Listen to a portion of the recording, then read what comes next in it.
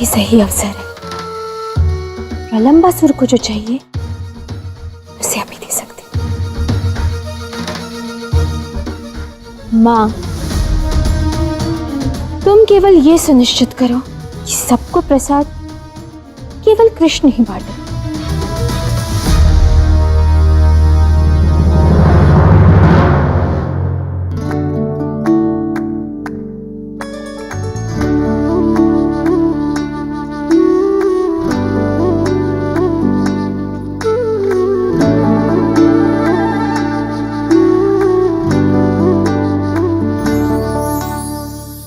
वाह, तुम तो वास्तव में निर्भय हो गई हो।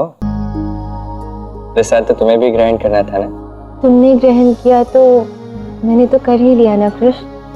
और वैसे भी मेरे मन की इच्छा थी कि इस पूजा का प्रसाद मैं तुम्हें स्वयं खिलाऊं। वो तो तुमने कर दिया। अब बताओ तुम्हारी इच्छा क्या है? इस पूजा से तुम जो भी मांगोगे वो तुम्हें अवश्य मिलेगा। मेरे मन में कोई कामना नहीं रही कृष्ण। मुझे कृष्ण मिल गया है, मतलब सब मिल गया है।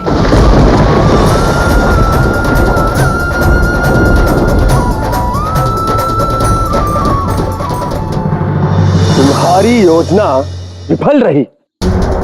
कोई ब्राह्मण नहीं आया इस वन से, और मैंने सुना है कि पूजा भी पूर्ण हो चुकी है। कृष्ण को स्पर्श करने का मेरे पास कोई अवसर नहीं है। पूजा तो पूर्ण हो गई, योजना विफल नहीं रही। कैसे? मैंने सुनिश्चित किया है बाकी सबको प्रसाद कृष्ण ही बांटेगा। जब वो तुम्हें प्रसाद देने आएगा तो उसका हाथ तुम्हारे पास होगा। बस तुम उसे स्पर्श कर लेना। अद्भुत, अद्भुत कुटिला, अद्भुत। अब कृष्ण को कोई नहीं बचा सकता मुझसे।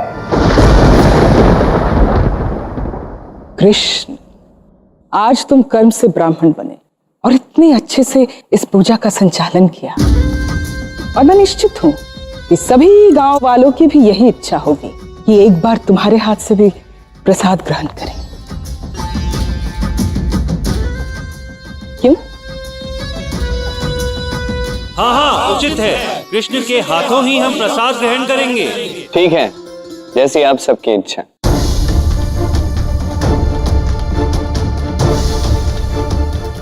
तो आइए सब, हम मंडप की ओर चलते हैं। सत्यनारायण का दर्शन भी कर लेंगे और कृष्ण के हाथ से प्रसाद भी ग्रहण कर लेंगे।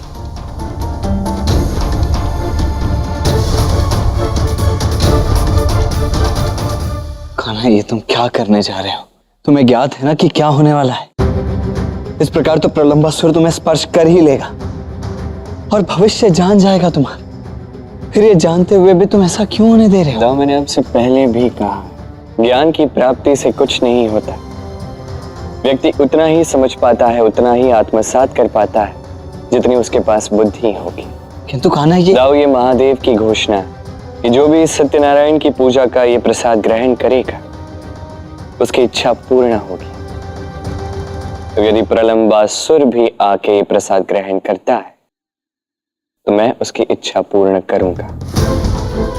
महादेव के शब्दों को व्यर्थ नहीं जाने दूंगा। मैं समझ गया कान्हा कि तुम वही कर रहे हो जो आवश्यक है। अब ये प्रलंबासुर के भाग्य पर निर्भर करता है कि वो तुम्हारा भविष्य जान पाता है, अन्यथा नहीं।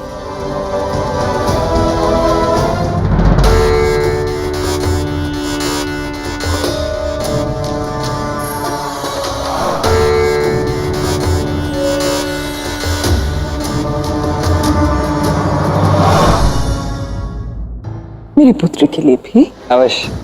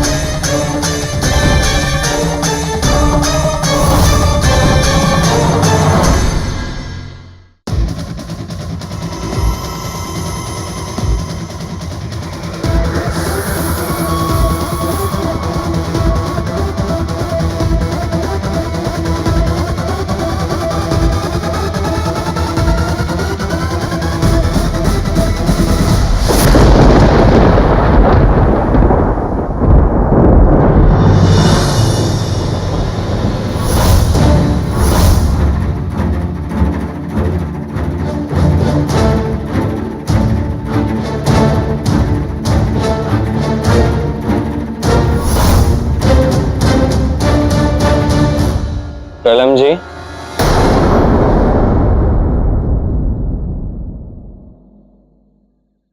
अपने परिवार के लिए भी प्रसाद ले जाइए।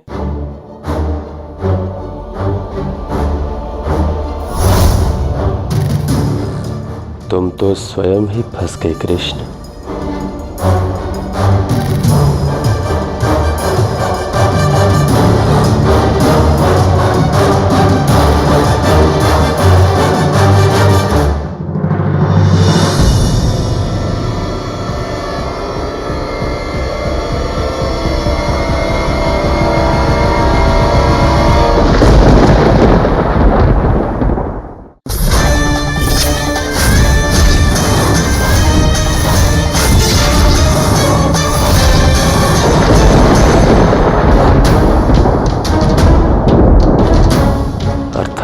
कृष्ण का अंत अखाड़े में होगा।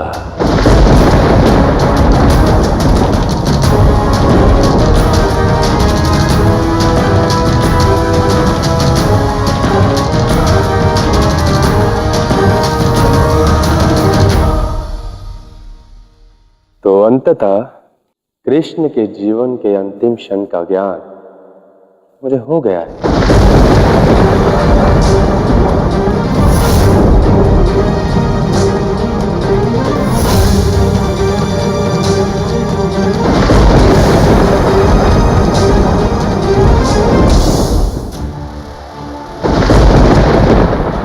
ये प्रहलाद जी वास्तव में है कौन?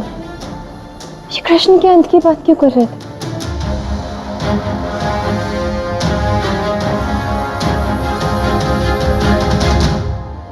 मुझे इसका पता लगाना होगा।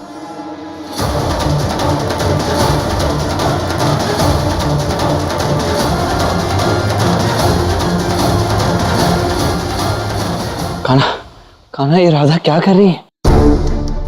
वो प्रलंबासुर के पीछे क्यों जा रही है? और मैं कहता हूँ जाने दीजिए। आज राधा को कृष्ण के इस अवतार के विषय में एक अत्यंत महत्वपूर्ण ज्ञान प्राप्त होगा, अत्यंत विशेष और बड़ा ज्ञान। आज तक राधा कृष्ण के अस्तित्व के विषय में जो कुछ भी ज्ञान प्राप्त कर चुकी है वो इसके समक्ष कुछ भी नहीं है।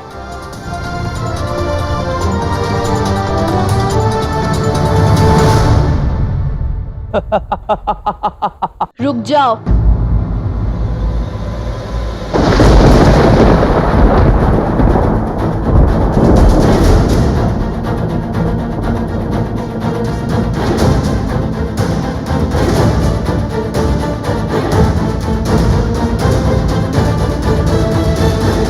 कौन हो तुम? अपने वास्तविक रूप में आओ। मैं तुम्हारा सत्य जान चुकी हूँ। मेरे मार्ग में मत आ कन्या, अन्यथा तुम्हारे लिए उचित नहीं होगा। मैं तुमसे भयभीत नहीं हूँ। अपने वास्तविक रूप में आओ।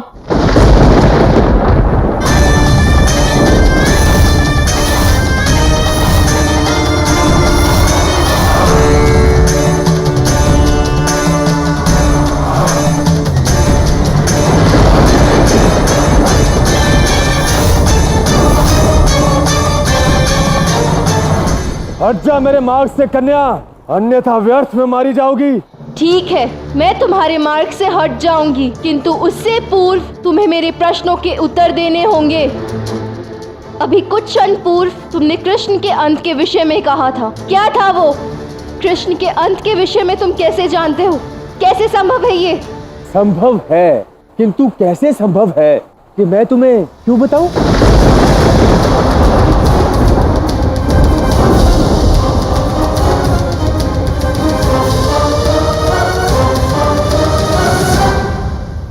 मैं कृष्ण की प्रेमिका हूँ और यदि बात इसके अंत से जुड़ी है तो मैं वो जाने बिना तुम्हें यहाँ से नहीं जाने दूंगी।